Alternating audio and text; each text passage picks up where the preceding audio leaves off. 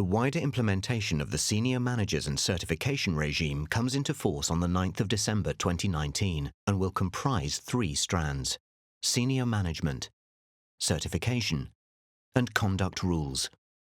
The FCA prescribes a number of senior management functions, including the person responsible for compliance oversight.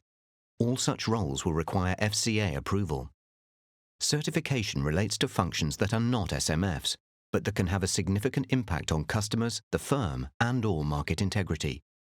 Individuals performing certification functions won't require FCA approval, but they will need to be certified by their firm as fit and proper. Finally, conduct rules aim to set the highest standards of conduct and culture.